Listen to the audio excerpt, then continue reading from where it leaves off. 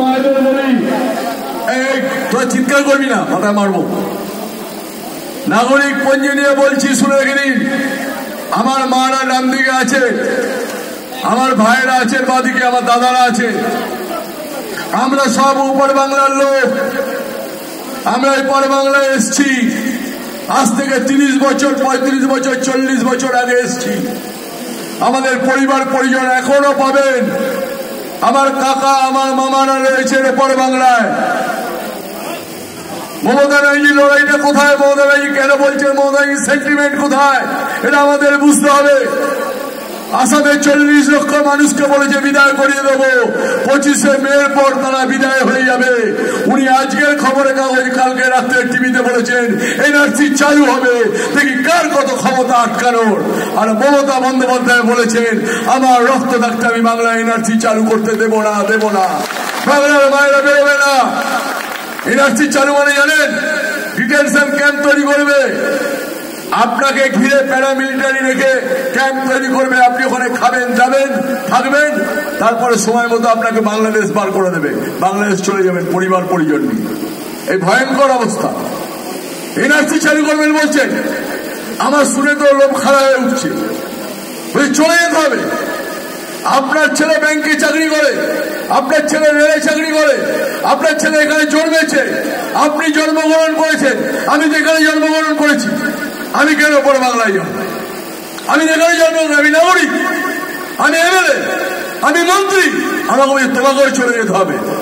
NRC চালু করলে তুমি ওখানে চলে যাবে, তুমিও থাকতে পারবে না। নরেন্দ্র মোদী বাবার সম্পত্তি, নরেন্দ্র মোদী যা ভাববে তাই হবে, তা করতে দেবো না। এটা উঠতে হবে, সঞ্চার হতে হবে। এনআরসি চালু করতে দেবো না। এনআরসি মানে নাগরিক পঞ্জি, আপনাকে তাড়িয়ে দেবে। আপনি কখন এসছেন ওসব জানতে চায় না ওরা। আপনি 71 সালে 25শে মার্চের আগে এসছেন কি? আপনি 1961 সালের 22শে এপ্রিল আগে এসছেন কি? 1948 সালের 2রা মের আগে এসছেন? এসব ওরা কিছু জানতে চায় না। ওরা আপনাকে জানতে চায় আপনি বাংলাদেশ থেকে এসছেন, আপনার পরিবার পরিজন অতীত, আপনাকে বাংলাদেশে চলে যেতে হবে, থাকা যাবে না। ও ঠিক করে দেবে। আমার ঠাকুর দাদা, আমার ঠাকুর দাদার নাম নরেন্দ্র মোদী, উনি ঠিক করে দেবেন যে তুই এইখানে থাকবি, তুই ওইখানে থাকবি। এটা যে সচ্চারতা। এনআরসি ভয়ঙ্কর আমাদের কাছে। চোখের জল ফেলতে হবে, আমাদের কাঁদতে হবে। ফ্যামিলিকে ফ্যামিলি তছনছ হয়ে যাবে, ভেঙে যাবে, চুরমার হয়ে যাবে।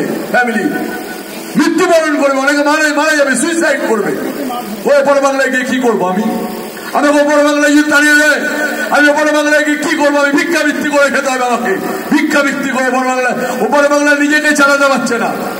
ওপর বাংলায় যারা নাগরিক, 10 কোটি 12 কোটি নাগরিক, তারা ঠিক মতো চলে না।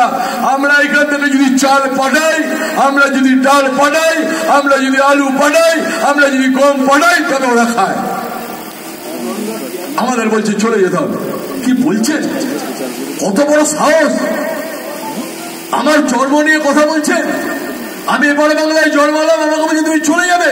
তোমার জন্ম ধর্ম বুঝতে চাই না। তোমাকে ওপর বাংলায় চলে যাবে। এনআরসি আমরা চালু করবো, আর আমরা এনআরসি চালু হতে দেবো না।